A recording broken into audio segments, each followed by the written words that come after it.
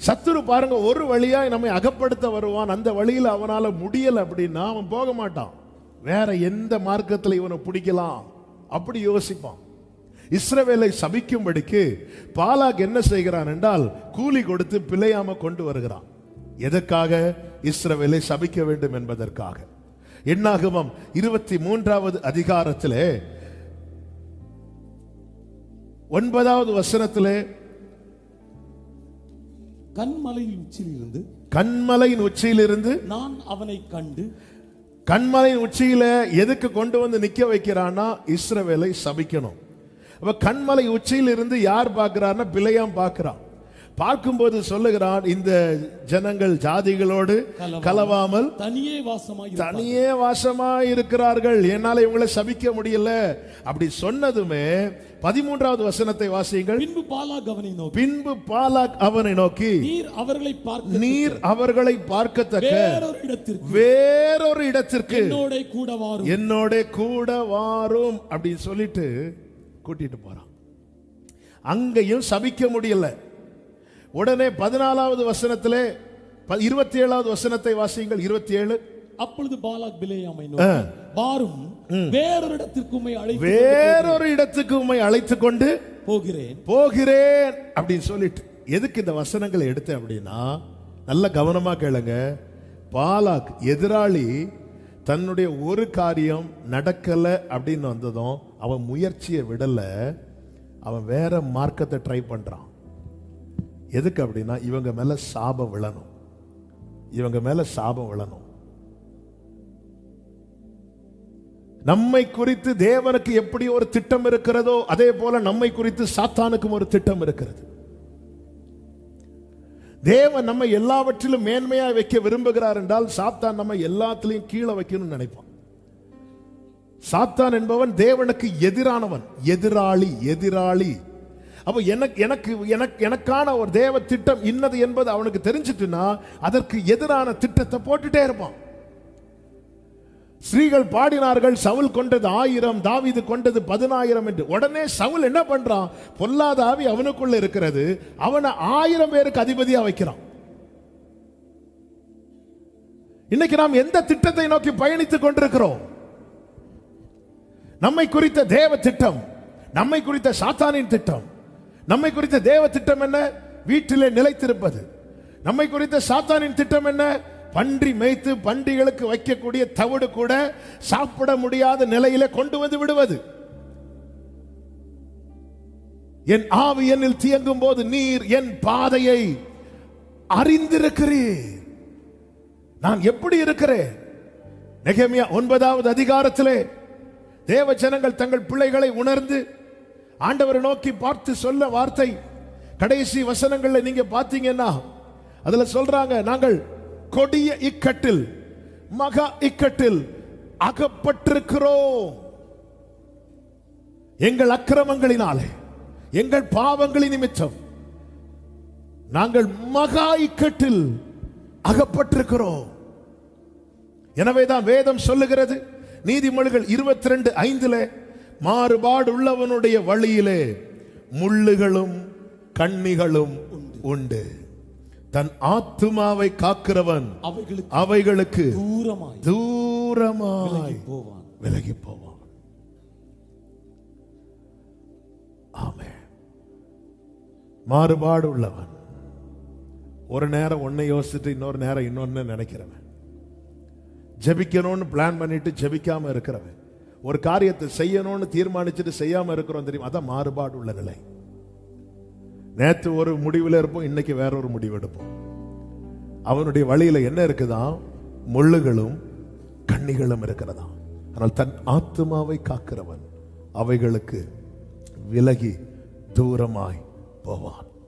எனவேதான் பிரசங்கி புஸ்தகம் எழுதும் போது சாலமோனை கொண்டு கர்த்தர் இப்படி எழுத வைத்தார். அதனுடைய 2-3 வசனங்களிலே நீ அவன் சமூகத்தை விட்டு, யார் சமூகத்தை விட்டு?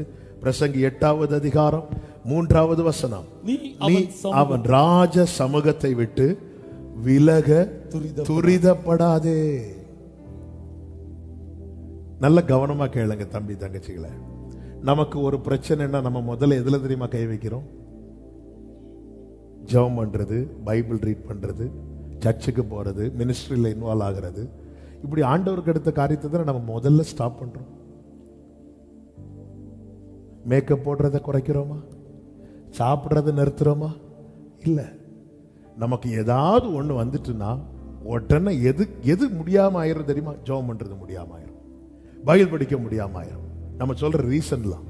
ஆனா மீதி எல்லா காரியம் முடியும். நம்ம நல்லா படுத்து தூங்குவோம், காலில் நல்லா கிளம்புவோம், எல்லா வேலையும் நடக்கும். ஆனா ஒரு வேலை மட்டும் நடக்காது.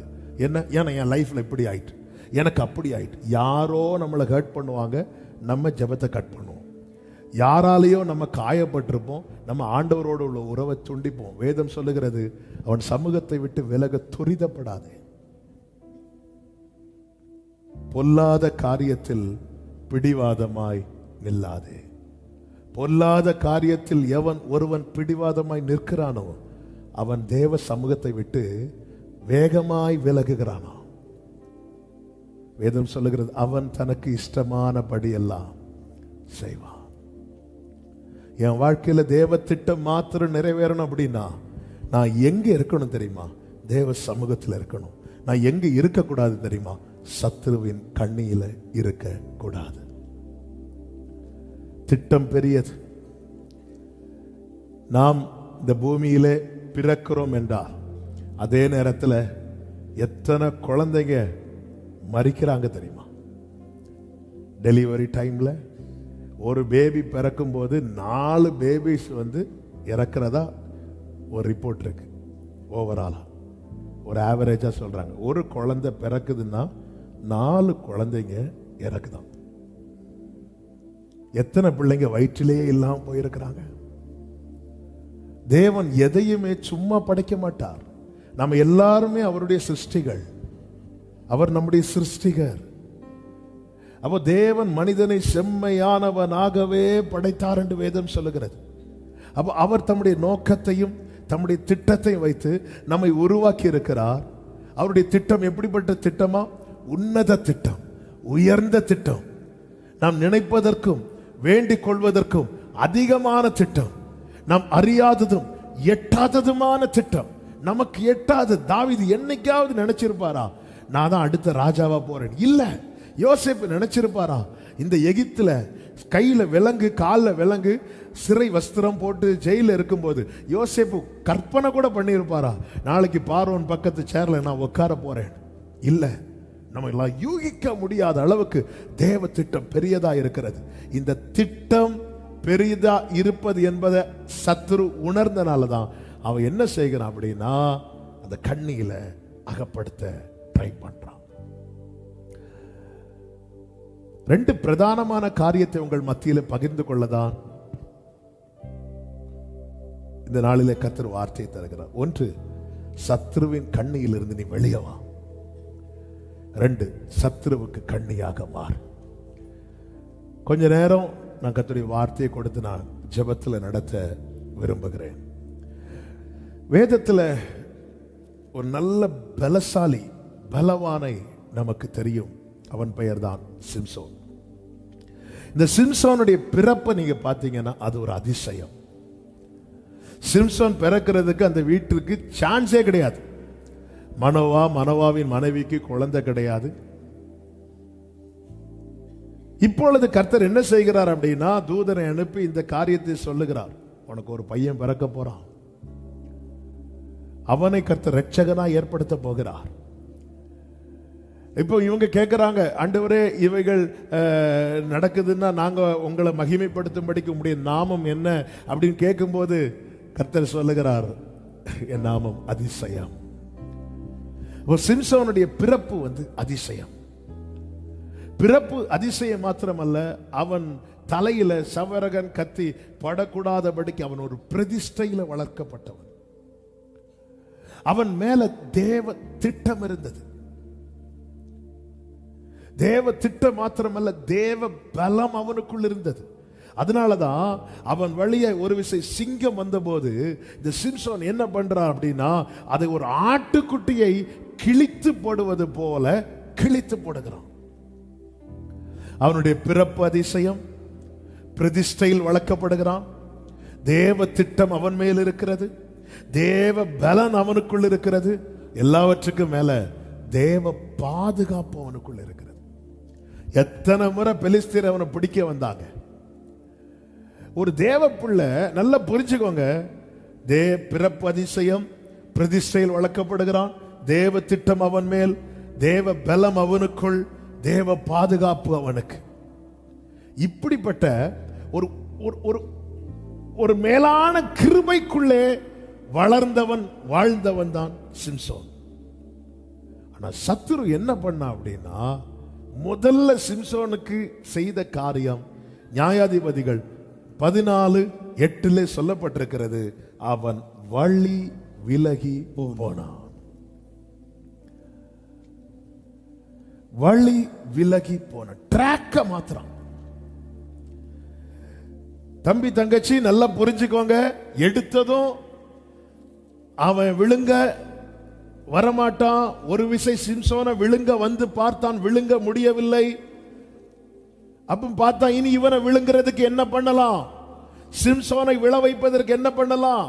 ஃபர்ஸ்ட் அவன் செய்யற காரியம் என்ன தெரியுமா, ட்ராக் மாத்துவான். ட்ராக் மாறினா ஈஸியா தெரியாது நமக்கு. இப்ப இந்த ஹைவே எல்லாம் இருக்குல்ல, போயிட்டு இருக்கும் போது சில சப்வே வரும். நம்ம போற இடம் வந்து அந்த ரோடு எடுத்து போக வேண்டியதா இருக்கும். அதுவும் ஸ்ட்ரைட் ரோடு மாதிரி தான் இருக்கும். நம்ம மேப்பை பார்த்துட்டு போயிட்டே இருப்போம், இந்த ரோடை மிஸ் பண்ணிடுவோம். மேப்பு நேராக காட்டிட்டு தான் இருக்கும். வண்டி நேராக போயிட்டு இருக்கும். ஒரு குறிப்பிட்ட இடம் வரும்போது தான் நம்ம ரியலைஸ் பண்ண ஆரம்பிப்போம், நம்ம இடையில ஒரு ரோடை மிஸ் பண்ணிட்டோம். அது அந்த குறிப்பிட்ட எல்லை வரும்போது மட்டும்தான் நமக்கு உணர்வு வருமே தவிர, மற்றபடி நம்ம என்ன நினைக்கிறோம், நான் கரெக்டாக தானே போயிட்டு இருக்கிறேன், நான் சரியா தானே வாழ்ந்துட்டு இருக்கிறேன், நான் கரெக்டாக தானே போயிட்டு இருக்கிறேன், என் பாதை கரெக்டாக தான், நான் ஜெபம் பண்றேன், பைபிள் படிக்கிறேன், எல்லாம் செஞ்சுட்டு தானே இருக்கிறேன். ட்ராக் மாத்தி விட்டுட்டான்.